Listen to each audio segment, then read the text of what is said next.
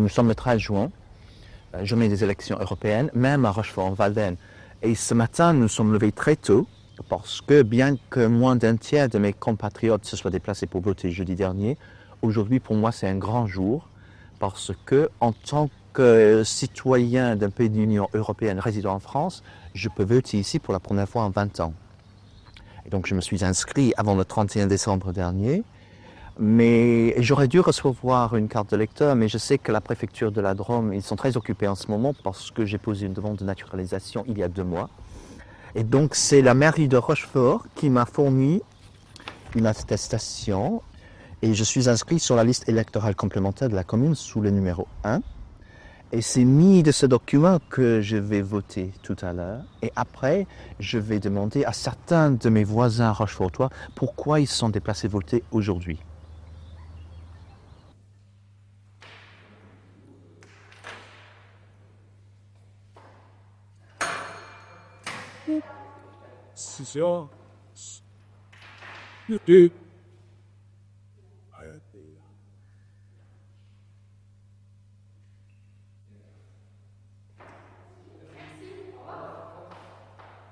Moi, dans ma vie de tous les jours, au niveau du boulot, je travaille dans la formation professionnelle.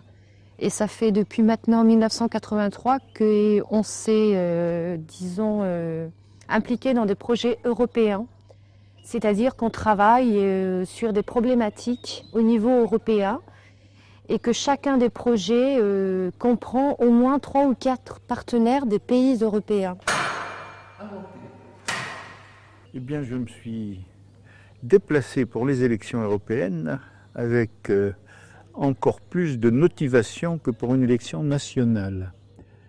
Parce que ceci me rattache d'une façon qui n'est pas seulement émotive à tout un passé qui est très ancien pour beaucoup de gens qui, à l'époque, pour ce passé que j'évoque, n'était pas encore né, mais que j'ai vécu avec beaucoup d'intensité.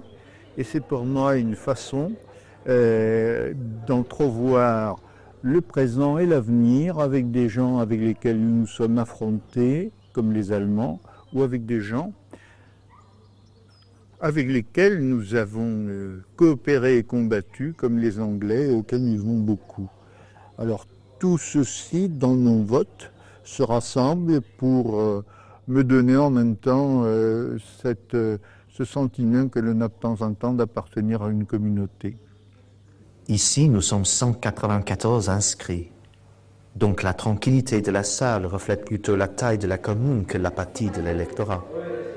Car aujourd'hui, une fois de plus, et malgré le fait que seulement 50% des listes ont daigné mettre leur affiche devant la mairie, le taux de participation va dépasser les 60%. Ce qui fait la fierté de Daniel Granier, maire de Rochefort. À toutes les élections, oui. On y est toujours au-dessus de la moyenne nationale. Non, je ne pense pas qu'il soit plus européen que le reste de la France, non. C'est pas pour les élections européennes. C'est parce que ils veulent donner leurs idées et élire leurs représentants, plutôt que de les subir. C'est bon. Tout le monde a voté ? Oui. Le consensus qui existe ici au niveau du conseil municipal ne signifie pas pour autant que le village ne soit pas politisé. À la différence des villages les plus proches, Rochefort penche à gauche depuis des décennies. Aux dernières présidentielles, Jospin fut davantage soutenu ici qu'à Saint-Gabelle. Chacun explique ce phénomène à sa façon.